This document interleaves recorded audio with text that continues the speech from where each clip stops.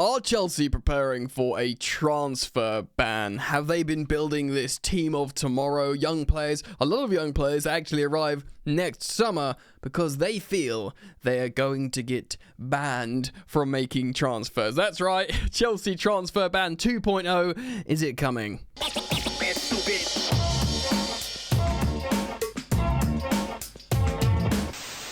Yo, what's going on? Welcome back to the channel Football Therapy with me, your host Jan. I do hope you're doing well, mate. I really do hope that. I heard Ben Jacobs on TalkSport speak about this rumoured transfer ban. It's come up every now and again, not like necessarily huge reports in The Athletic or The Telegraph or indeed whatever publication you want to speak of. But it had been rumoured for a while, quite a long while now. Firstly from some journalists, then just some maybe significant Chelsea fans, should we say. And now people like Ben Jacobs, of course, is caught offside TalkSport. He was the CBS reporter as well. Anyway, lots of people are speculating about this. Of course, Chelsea are currently under investigation for previous wrongdoings under the Roman Abramovich era. Of course, Chelsea, the new ownership, Blue Co, once they bought Chelsea, of course, they carefully looked through the books. They found this stuff and self-reported it, just to make sure they don't get into more trouble. So we're going to speak about that, and we're going to speak about the idea of a transfer ban, and are Chelsea putting themselves in a strong position to negotiate a transfer ban. Yeah, so stick with me today. It's going to be a good video. Thank you for joining me. Thank you as always for supporting the content. You can do so by dropping a like on the video. It takes a millisecond. If you do dig the content, why don't you subscribe? Hit the bell if you do choose to subscribe, because of course we are on that wonderful road to 200,000 subscribers, which of course is a lot. Right. Time to get serious, ladies and gentlemen. Chelsea are under investigation for financial irregularities under the Roman Abramovich era. Now, like I said, the new Chelsea owners, when they came into Chelsea, you know, they are business guys, they're money guys, clear their capital, but they're also sporting franchise sides. Of course, they have involvement in successful sports teams. Obviously, the Dodgers, very, very successful baseball team. I believe the Lakers as well, to some degree, part ownership, and other stuff, I think. So yes, they are they're nothing short. They're very meticulous, right, in every sense, and you can see that by how they've executed loads of loopholes at Chelsea. Of course, just recently we had confirmed that the fair market value evaluation of Chelsea's sale of their own hotels to themselves, to a sister company, has all been approved. So, you know, selling their own assets to themselves to give themselves a initial financial injection has been approved. Of course, they had the loophole of amortization that was then closed by UEFA, and then obviously followed up being closed by the Premier League. Funnily enough, Chelsea actually voted against that, voted for that change as well in the Premier League. They probably smelled which way the wind was blowing. They were probably happy that they'd already amortized loads of their big expensive assets like Fernandes, like Caicedo, like Jackson, like Palmer, even like Noni Madueke and Gusto. They were like, yeah, we've already spread their costs over 7 or 8 years. Yeah, let's change the rules now so no one can do it. So there's that as well. Of course, there's the loophole, loophole, inverted commas, of, you know, selling academy graduates for pure profit. It's not really a loophole. I mean, it's kind of like a generalized loophole that everyone's doing and everyone's benefiting from. You know, you've seen clubs like, Manchester United benefiting from it recently. Newcastle have, even Man City to a degree, selling Cole Palmer for 40 million pure profit to Chelsea. It's pretty big for them, you know. It was. So Chelsea, of course, have been taking advantage of all this stuff. 1 second. Sorry, it was just my cat hitting the door next to me. Anyway, yes. So Loophole FC. They came in, they tried to get ahead in every single way they could, and by doing that, obviously, they were looking at the books very, very closely. Now, they said a couple of things. The one publicised main thing when they first came into the club as the new owners were, they believe Chelsea was really, and you know, many people who aren't, you know, happy with how things are being run at Chelsea at the moment might laugh at this, but they think Chelsea were being ran really, really badly under the previous ownership. which might be from a sustainability sort of situation. Of course, I feel like the Roman Abramovich, the way he ran Chelsea, he just wouldn't be able to do that anymore because of PSR rules, because of how the game is developed.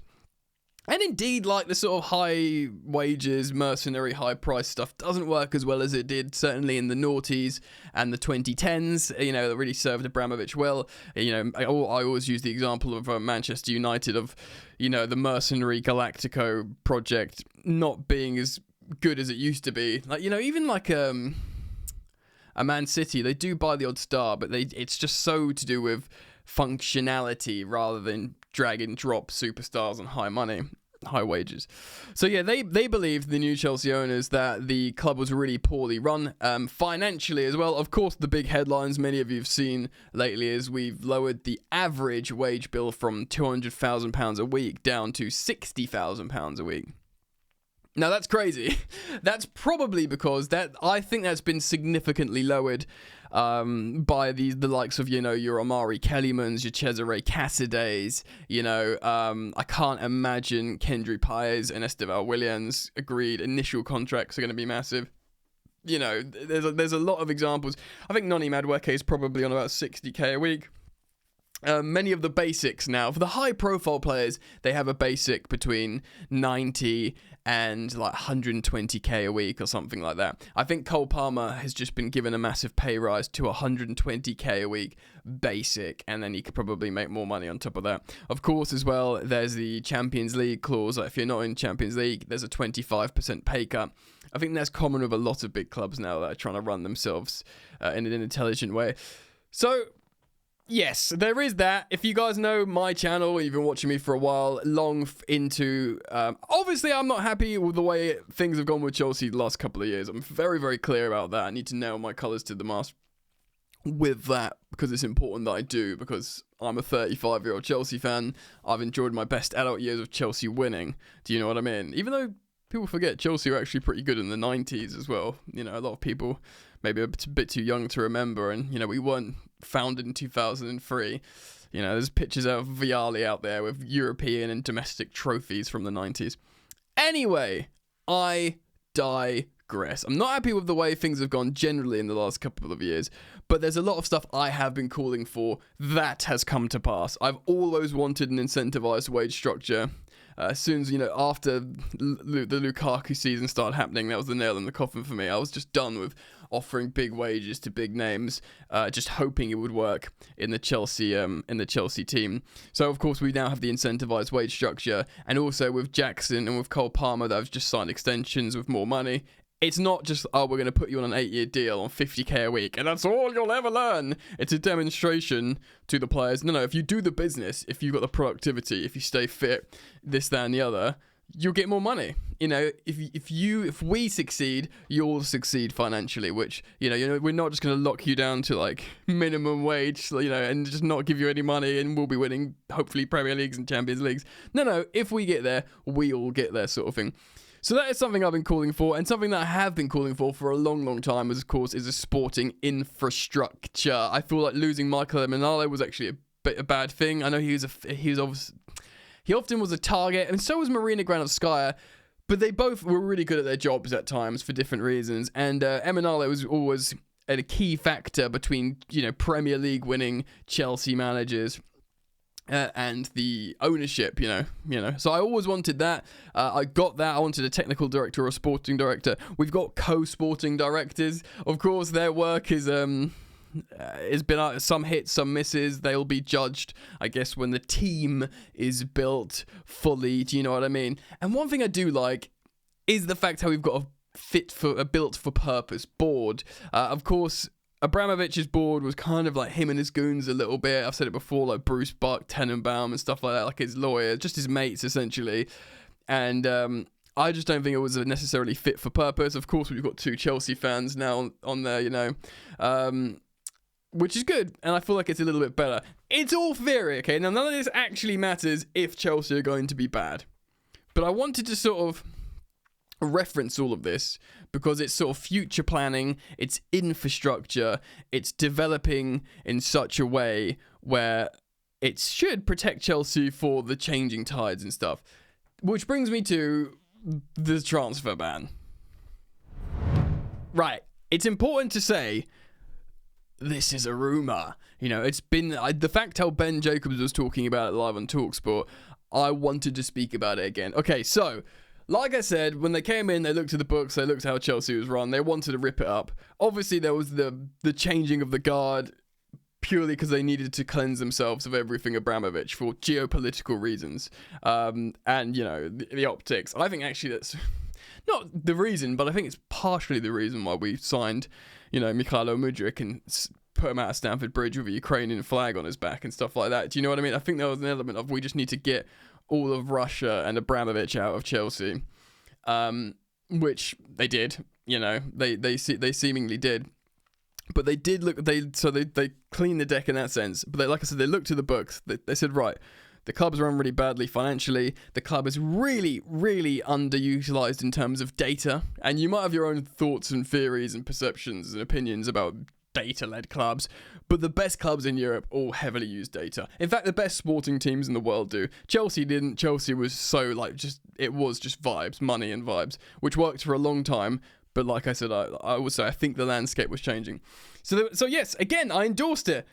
All in theory, use data. This is, you know, do how Liverpool built their team under Edwards and stuff like that. It's all impressive data stuff. Of course, there's loads of that at Man City as well.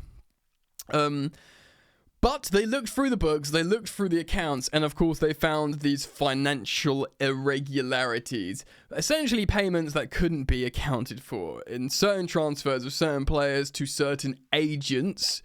And they were like, this stinks, right? And they've been very firm on wanting to maintain strong relationships with all governing bodies, whether that's the Premier League, whether that's the FA, and whether that's UEFA. Of course, UEFA have got a really good relationship with the new Chelsea ownership. Once they'd self-reported this, UEFA gave them a relatively nominal fine of I can't remember, 8 million or something. It wasn't a lot. It was considering, apparently we put aside 100 million, and this is a report, I think this might have been from the Athletic or the Telegraph a while ago, that when they found these problems from the Abramovich era that could come back to haunt Chelsea, they stuck 100 million, when they bought Chelsea and they had all this kitty, all this money for investing, they stuck 100 million and put it on ice and said, right, we'll just put this to the side for fines because of these problems, right? And that was a report months and months ago now, over a year ago maybe, or a year ago.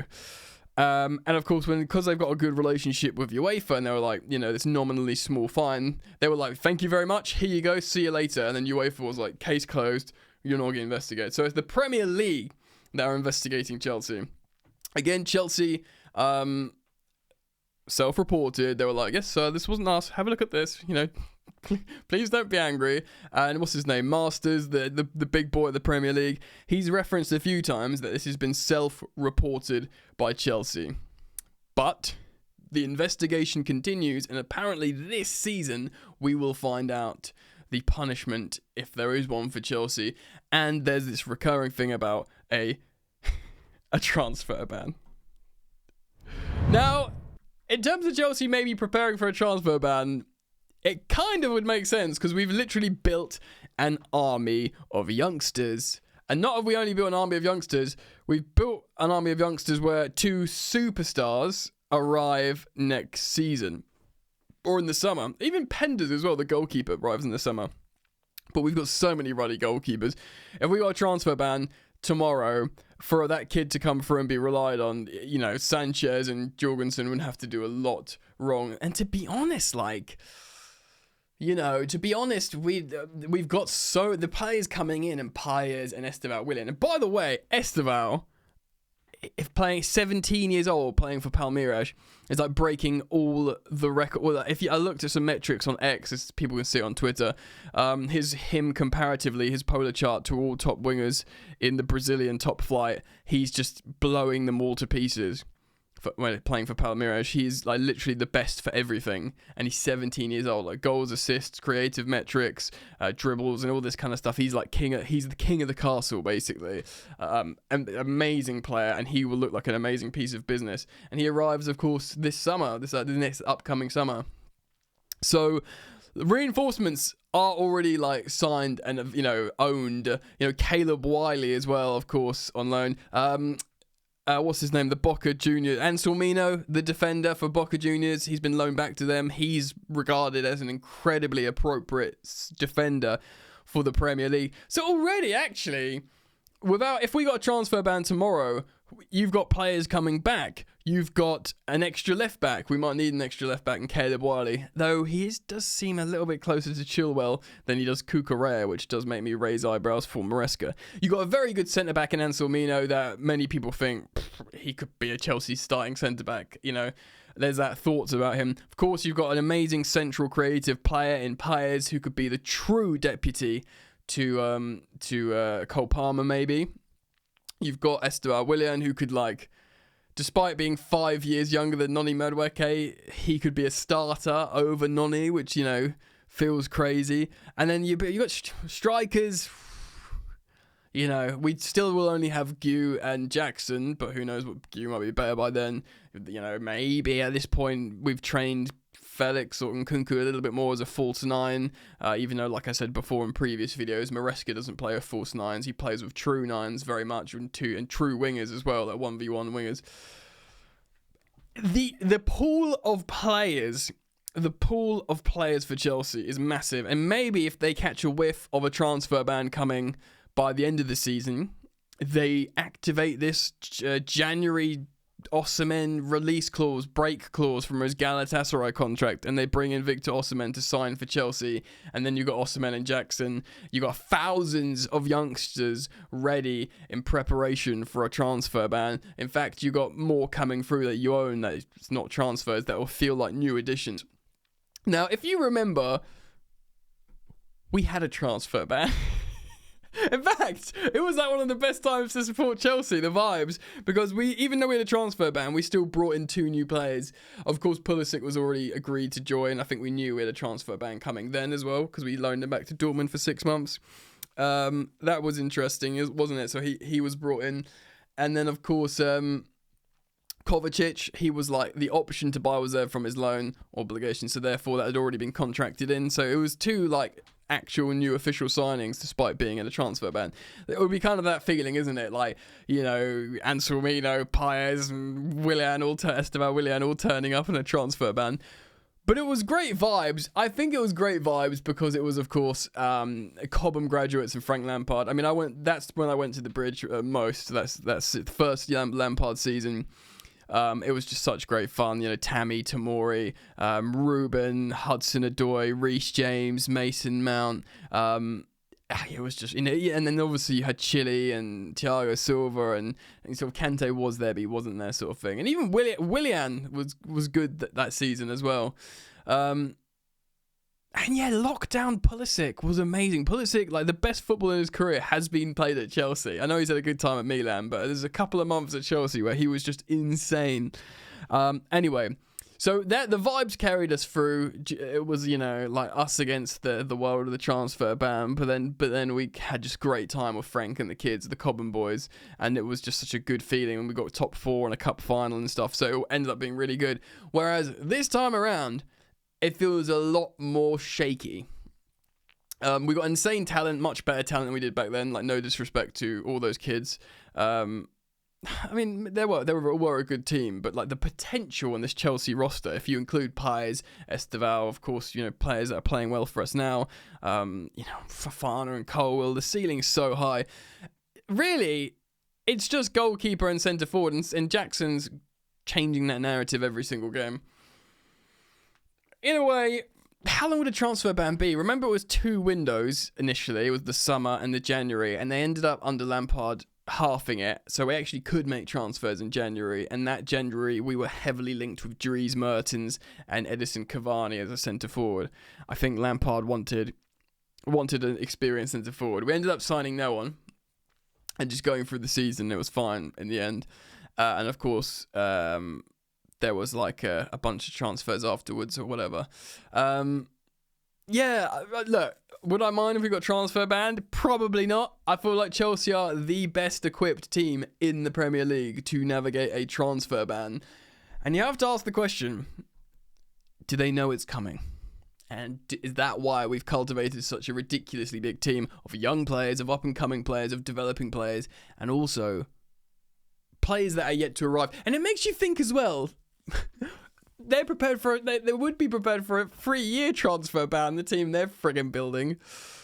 Anyway, I wanted to speak about it because it's been spoken about in the media. Yeah, how do you feel about the planning from the Chelsea ownership? You know, I know lots of people are divided on it. Be respectful in your opinions. Do you think it's good planning? Do you think the only way is up? Do you think we'll get transfer banned? Do you think we're prepared for a transfer ban? Let me know in the comments below. Thank you for liking and subscribing. Let me know if you do like the commentary, then do subscribe. Hit the bell if you dig it. And I hope to see you back here soon. Mwah! Peace.